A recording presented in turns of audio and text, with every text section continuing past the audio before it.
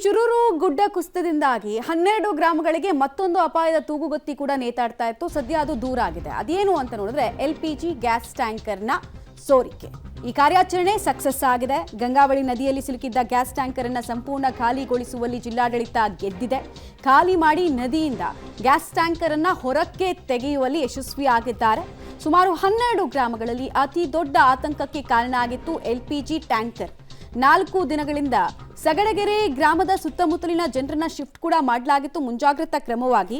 ಸದ್ಯಕ್ಕೆ ಇದು ಸಕ್ಸಸ್ಫುಲ್ ಆಗಿದೆ. 4 ದಿನಗಳಿಂದ 20ಕ್ಕೂ ಹೆಚ್ಚು ಗ್ರಾಮಗಳಿಗೆ ವಿದ್ಯುತ್ ಕಡಿತ ಕೂಡ ಮಾಡಲಾಗಿತ್ತು.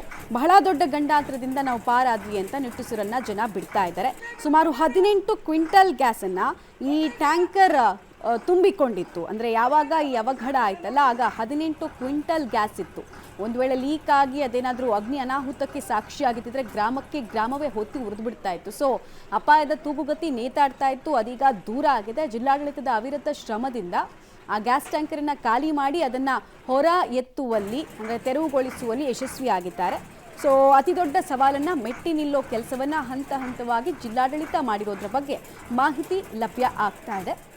12 ಗ್ರಾಮಗಳ ಜನ ಬದುಕಿದ್ವಿ ಅಂತ ಹೇಳಿ ನಿಟ್ಟುಸಿರನ್ನ ಬಿಡ್ತಾ ಇದ್ದಾರೆ. ಬಿಕಾಸ್ ನಾವು ನೋಡಿದ್ದೀವಿ ಗ್ಯಾಸ್ ಟ್ಯಾಂಕರ್ನ ದುರಂತಗಳು ಭಾರತದ ಅನೇಕ ರಾಜ್ಯಗಳಲ್ಲಿ ಹೇಗೆ ಗ್ರಾಮಗಳನ್ನೇ ಕ್ಷಣ ಮಾತ್ರದಲ್ಲಿ ಇನ್ನಿಲ್ಲವಾಗಿಸ್ಬಿಟ್ಟಿದ್ವಿ ಅಂತ ಅಂದರೆ ಹಿಸ್ಟ್ರಿ ಹೇಳುತ್ತೆ ಅದನ್ನು. ಸೊ ಅಂಥದ್ದೇ ಒಂದು ಆತಂಕ ಇತ್ತು. ಮತ್ತು ಮಳೆ ಬರ್ತಾ ಇತ್ತು ನಿರಂತರವಾಗಿ. ಮತ್ತು ಗಂಗಾವಳಿ ನದಿಯಿಂದ ಗ್ಯಾಸ್ ಟ್ಯಾಂಕರನ್ನು ಹೊರಗೆ ತೆಗೆದುಕೊಂಡು ಬರೋದು ಅಷ್ಟು ಸುಲಭದ ಕೆಲಸ ಆಗಿರಲಿಲ್ಲ. ಬಿಕಾಸ್ ಸಾಮಾನ್ಯವಾಗಿ ಈ ಮಳೆಗಾಲದಲ್ಲಿ ಗಂಗಾವಳಿ ನದಿ ಸಮುದ್ರದ ರೀತಿ ಭಾಸವಾಗುತ್ತೆ. ಅಷ್ಟೊಂದು ನೀರಿನ ಸೆಳೆತ, ರಭಸ ಮತ್ತು ಆಳ ಇರುತ್ತೆ. ಸೊ ಅಲ್ಲಿ ಕಾರ್ಯಾಚರಣೆ ಮಾಡೋದು ಅತಿ ದೊಡ್ಡ ಸವಾಲಾಗಿತ್ತು. ಆ ಸವಾಲನ್ನು ಮೆಟ್ಟಿ ನಿಲ್ಲುವಲ್ಲಿ ಜಿಲ್ಲಾಡಳಿತ ಯಶಸ್ವಿಯಾಗಿರೋದು ತಿಳಿದು ಬರ್ತಾ ಇರುವಂತಹ ವಿಚಾರ. 18 ಕ್ವಿಂಟಾಲ್ ಗ್ಯಾಸ್ ಅಂತಂದ್ರೆ ಏನು ಕಡಿಮೆ ಅಲ್ಲ. ಒಂದು ಕ್ವಿಂಟಾಲ್ ಅಂದರೆ 100 kg. 18 ಕ್ವಿಂಟಾಲ್ ಅಂದರೆ 1800 kg ಗ್ಯಾಸ್ ಇದ್ದಿದ್ದು. ಕೆಲವು ಕಡೆ ಅದು ನೀರಿನಲ್ಲಿ ಮುಳುಗಿತ್ತು, ಹಾಗಾಗಿ ಸ್ವಲ್ಪ ಆತಂಕ ಕಡಿಮೆ ಆಗಿತ್ತು. ಇಲ್ಲ ಅಂತಂದರೆ ಎಲ್ಲಾದರೂ ಈ ವಿದ್ಯುತ್ ಇದರಿಂದ ಶಾರ್ಟ್ ಸರ್ಕ್ಯೂಟ್ ಮತ್ತೊಂದು ಏನಾದ್ರು ಆಗ್ಬಿಟ್ಟಿದ್ರೆ ಯಾವುದೇ ರೀತಿ ಅನಾಹುತ ಆಗೋಕ್ಕೂ ಸಾಧ್ಯತೆ ಇತ್ತು. ಹಾಗಾಗಿನೇ ಸುತ್ತಮುತ್ತಲ ಸುಮಾರು 20ಕ್ಕೂ ಹೆಚ್ಚು ಗ್ರಾಮಗಳಿಗೆ ಇಮಿಡಿಯೇಟ್ ಆಗಿ ವಿದ್ಯುತ್ ಸಂಪರ್ಕ ಕಡಿತ ಮಾಡ್ತಾರೆ. ಎಲ್ಲಿ ಏನಾಗುತ್ತೆ, ಶಾರ್ಟ್ ಸರ್ಕ್ಯೂಟ್ ಆಗ್ಬೋದು, ಬೆಂಕಿ ಹತ್ಕೋಬೋದು. ಮತ್ತು ಆ ಸ್ಮೆಲ್ಲು ಆ ಗ್ರಾಮದಲ್ಲೆಲ್ಲ ಬರ್ತಾ ಇತ್ತು. ಎಲ್ಲರೂ ಫೀಲ್ ಮಾಡ್ತಾ ಇದ್ರು ನಮಗೆ ಗ್ಯಾಸ್ ಸ್ಮೆಲ್ ಬರ್ತಾ ಇದೆ ಅಂತ. ಹಾಗಾಗಿ ಈಗ ಸದ್ಯಕ್ಕೆ ಆತಂಕ ದೂರ ಆಗಿದೆ. ರೈಟ್, ಡೀಟೇಲ್ಸ್ ಕೊಡ್ತಾರೆ ನವೀನ್ ಸಾಗರ್. ಈ ಕಾರ್ಯಾಚರಣೆ ಯಶಸ್ವಿ ಆಗಿರೋದು ಜೊತೆಗೆ ಆ ಗುಡ್ಡ ಕುಸಿತದ ಜಾಗದಲ್ಲಿ ಮಣ್ಣು ತೆರವು ಕಾರ್ಯಾಚರಣೆ ಯಾವ ಹಂತಕ್ಕೆ ಬಂದಿದೆ, ಇನ್ನು ಎಷ್ಟು ಸಮಯ ಬೇಕಾಗುತ್ತೆ ಸಂಚಾರಕ್ಕೆ ಕಂಪ್ಲೀಟ್ ಆಗಿ ಆ ರಸ್ತೆ ಯೋಗ್ಯವಾಗೋದಕ್ಕೆ ಅಂತ ಈಗ ಶಿರೂರು ಭಾಗದಲ್ಲಿ ಏನ್ ಗುಡ್ಡ ಕುಸಿತ ಆಗಿತ್ತು ಆ ಭಾಗದಲ್ಲಿ ಈಗ ಒಂದು ಭಾಗದಲ್ಲಿ ಅಂದ್ರೆ ಕ್ರಾಸ್ ನಿಂದ ಏನು ಅಂಕೋಲಾ ಭಾಗಕ್ಕೆ ತೆರಳುತ್ತಾರೆ. ಆ ಭಾಗದ ಒಂದು ಮಾರ್ಗವನ್ನ ಈಗ ಕ್ಲಿಯರ್ ಮಾಡಲಾಗಿದೆ. ನಿನ್ನೆ ರಾತ್ರಿ ಕ್ಲಿಯರ್ ಮಾಡಿರುವಂತದ್ದು. ಇನ್ನೊಂದು ಭಾಗದಲ್ಲಿ ಕ್ಲಿಯರ್ ಮಾಡ್ಬೇಕಾಗಿದೆ. ಯಾಕೆಂದ್ರೆ ಇನ್ನೊಂದು ಭಾಗದಲ್ಲಿ ಸುಮಾರು 2 ಟ್ರಕ್ಗಳು ಸಿಲುಕಿ ಹಾಕೊಂಡಿರುವ ಸಾಧ್ಯತೆಗಳಿದ್ದಾವೆ. ಅದನ್ನ ಮೊದಲು ಕಾರ್ಯಾಚರಣೆ ಮಾಡಬೇಕಿತ್ತು, ಅದು ಸಾಧ್ಯವಾಗಿಲ್ಲ. ನಿನ್ನೆ ಮೆಟಲ್ ಡಿಟೆಕ್ಟರ್ ಮೂಲಕ ಕೂಡ ತಪಾಸಣೆಯನ್ನ ಮಾಡಲಾಗಿತ್ತು. ಆದ್ರೆ ಈಗ ಒಂದು ಭಾಗದಲ್ಲಿ ಈಗ ಅವಕಾಶವನ್ನ ಮಾಡಿಕೊಟ್ಟಿದೆ. ಇನ್ನೊಂದು ಭಾಗ ಇವತ್ತಿನಿಂದ ಕಾರ್ಯಾಚರಣೆ ನಡೀತದೆ. ಸಾಕಷ್ಟು ಮಳೆಯ ಒಂದು ಹೊಡೆತಕ್ಕೆ ಆ ಭಾಗದಲ್ಲಿ ಕಾರ್ಯಾಚರಣೆಗೆ ವಿಳಂಬ ಆಗಿತ್ತು. ಅದನ್ನು ಹೊರತುಪಡಿಸಿದ್ರೆ ಸ್ವಲ್ಪ ಸಿಬ್ಬಂದಿಗಳ ಕೊರತೆಗಳು ಕೂಡ ಇತ್ತು. ಯಾಕಂದ್ರೆ ಜಿಲ್ಲೆಯಲ್ಲಿ ಸಾಕಷ್ಟು ಭಾಗಗಳಲ್ಲಿ ಗುಡ್ಡ ಕುಸಿತ ಆಗಿತ್ತು. ಇದರಿಂದಾಗಿ ಅಲ್ಲಿಯೂ ಕೂಡ ಸಿಬ್ಬಂದಿಗಳನ್ನ ಕಳಿಸ್ಬೇಕಿತ್ತು. IRP ಕಂಪನಿಗೆ ಒಂದು ಸವಾಲಿತ್ತು. ಯಾಕಂತಂದ್ರೆ ಅವರು ಒಂದು ಕಾಮಗಾರಿ ಜೊತೆಗೆ ಗುಡ್ಡ ಕುಸಿತಗಳು ಸುಮಾರು ಒಂದು 6-7 ಕಡೆ ಆಗಿರುವಂತದ್ದು. ಹೆದ್ದಾರಿಯಲ್ಲಿ ಬಹುತೇಕ 4-5 ಪ್ರದೇಶಗಳು ದೊಡ್ಡ ಮಟ್ಟದಲ್ಲಿ ಗುಡ್ಡ ಕುಸಿತ ಇತ್ತು.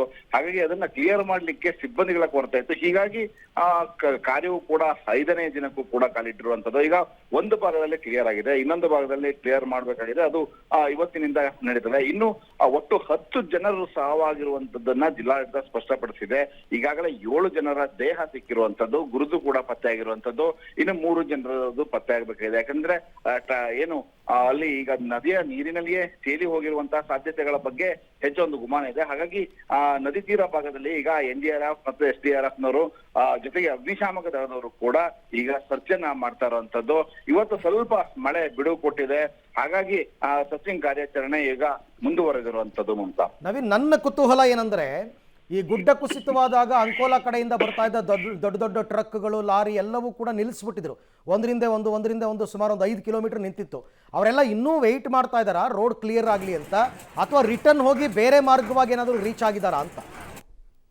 ಈಗ ಹುಬ್ಬಳ್ಳಿ ಮಾರ್ಗವಾಗಿ ಹೋಗುವಂತ ವಾಹನಗಳಿಗೆ ಮತ್ತೆ ಗೋವಾ ಮಾರ್ಗವಾಗಿ ಹೋಗುವಂತ ವಾಹನಗಳಿಗೆ ಈಗ ಡಿವೈಡ್ ಮಾಡಿ ಈಗ ಗೋಕರ್ಣ ಭಾಗದಿಂದ ಯಲ್ಲಾಪುರಕ್ಕೆ ಹೋಗಿ ಹಾಗೆ ಅಂಕೋಲಕ್ಕೆ ಬಂದು ವಾಪಸ್ ಕಾರವಾರದ ಮೂಲಕ ಅವರು ಗೋವಾ ಮತ್ತೆ ಇತರೆ ಭಾಗಗಳಿಗೆ ಮಹಾರಾಷ್ಟ್ರ ಭಾಗಗಳಿಗೆ ತೆರಳಬೇಕು. ಇನ್ನು ಕಾರವಾರದಿಂದ ಏನು ಮಂಗಳೂರು ಭಾಗಕ್ಕೆ ಹೋಗ್ಬೇಕು ಅವರು ಯಲ್ಲಾಪುರ ಮಾರ್ಗವಾಗಿ ಗೋಕರ್ಣದ ಇನ್ನೊಂದು ಮಾರ್ಗ ಇದೆ, ಅಲ್ಲೂ ಕೂಡ ಈಗ ಸ್ವಲ್ಪ ಗುಡ್ಡ ಕುಸಿದಾಗಿತ್ತು. ಬಟ್ ಈಗ ವಾಹನ ಸಂಚಾರಕ್ಕೆ ಸದ್ಯದ ಮಟ್ಟಿಗೆ ತೊಂದರೆ ಇಲ್ಲ, ಅಲ್ಲಿ ಈಗ ಬಿಡಲಾಗಿದೆ. ಆದ್ರೆ ಏನು ಶಿರ್ಸಿ ಸಿದ್ದಾಪುರ ಭಾಗಕ್ಕೆ ಹೋಗ್ಲಿಕ್ಕೆ 2 ಮಾರ್ಗಗಳಿದ್ದು ಆ 2 ಮಾರ್ಗಗಳು ಈಗ ಬಂದಾಗಿರುವಂತದ್ದು. ಸಾಗರ ಮತ್ತೆ ಹುಬ್ಬಳ್ಳಿ ಇರ್ಬೋದು ಈ ಭಾಗಕ್ಕೆ ಏನು ಶಿರ್ಸಿ ಮೂಲಕ ಹೋಗ್ಬೇಕು ಆ 2 ರೋಡ್ಗಳು ಬಂದಾಗಿದೆ. ಬೆಂಗಳೂರಿಗೆ ಹೋಗುವ ಮಾರ್ಗ ಕೂಡ 2 ಹೆದ್ದಾರಿಗಳು ಬಂದಾಗಿರುವಂತದ್ದು. ಹೀಗಾಗಿ ಆ ವಾಹನಗಳ ದಟ್ಟಣೆ ಜಾಸ್ತಿ ಆಗ್ತಾ ಇದ್ದಾವೆ. ಹಾಗಾಗಿ ಪೊಲೀಸ್ ಇಲಾಖೆಯವರು ಕೂಡ ಕೆಲವೇ ಏನು ಅರ್ಜೆಂಟ್ ಆಗಿ ಹೋಗುವಂತ ವಾಹನಗಳಿಗೆ ಹೆಚ್ಚು ಪ್ರಿಪರೇಷನ್ ಕೊಡ್ತಾ ಇದ್ದಾರೆ. ಹಾಗಾಗಿ ಅಂಕೋಲಾ ಭಾಗದಿಂದ ಡಿವೈಡ್ ಮಾಡ್ತಾ ಇದ್ದಾರೆ ಯಲ್ಲಾಪುರ ಮಾರ್ಗಕ್ಕೆ.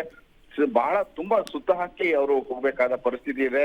ಮತ್ತೆ ಗುಡ್ಡ ಭಾಗದಲ್ಲಿ ಏನು ಶಿರ್ಸಿಯ ಯಾಣ ಭಾಗದಲ್ಲಿ ಬರುವಂತಹ ಮಾರ್ಗ ಕೂಡ ಅಪಾಯಕಾರಿಯಾಗಿದೆ. ಸದ್ಯಕ್ಕೆ ಅದೊಂದೇ ಮಾರ್ಗ ಈಗ ಏನಾದ್ರೂ ಬೆಂಗಳೂರಿಗೆ ಹೋಗ್ಬೇಕು ಅಂತಂದ್ರೆ ಅಲ್ಲಿ ಈ ಭಾಗದಿಂದ ಹೋಗ್ಲಿಕ್ಕೆ ಅಂದ್ರೆ ಕಾರವಾರ ಭಾಗದಿಂದ ಹೋಗ್ಲಿಕ್ಕೆ ಅದು ಕೂಡ ಬಹಳ ಅಪಾಯವಾಗಿರುವಂತದ್ದು.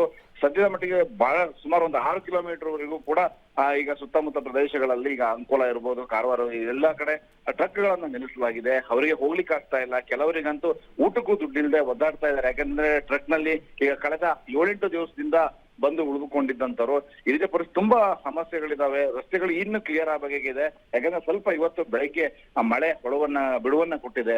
ಇದರಿಂದಾಗಿ ಒಂದಿಷ್ಟು ಅನಾಹುತಗಳು ಕಮ್ಮಿ ಆಗ್ಬೋದೇನೋ ಅನ್ನುವಂತಹ ಒಂದು ಆಸೆ ಇರುವಂತದ್ದು. ಯಾಕಂದ್ರೆ ನೀರಿನ ಹರಿವಿನ ಪ್ರಮಾಣ ಒಂಚೂರು ಗುಡ್ಡ ಬೆಟ್ಟಗಳಲ್ಲಿ ಕಮ್ಮಿ ಆದ್ರೆ ಆಟೋಮೆಟಿಕ್ಲಿ ಒಂದಿಷ್ಟು ಅವಕಾಶಗಳು ಸಿಗ್ತದೆ. ಥ್ಯಾಂಕ್ ಯು ನವೀನ್, ತಮ್ಮ ಎಲ್ಲ ಮಾಹಿತಿಗಾಗಿ ಧನ್ಯವಾದ. ಸೊ ಒಟ್ಟಾರೆ ನಿಧಾನವಾಗಿ ಪರಿಸ್ಥಿತಿ ಹತೋಟಿಗೆ ಬರ್ತಾ ಇದೆ ಅಂತ ಅಂದುಕೋಬಹುದು. ಬಟ್ ಅಗೈನ್ ಮಳೆ ಏನಾದರೂ ಮತ್ತೆ ಜೋರಾದರೆ ಮತ್ತೆ ಕಷ್ಟ ಆಗುತ್ತೆ. ಅದು ಯಾವ್ಯಾವ ರೀತಿ ಅನಾನುಕೂಲಕ್ಕೆ ಕಾರಣ ಆಗುತ್ತೆ ಗೊತ್ತಿಲ್ಲ.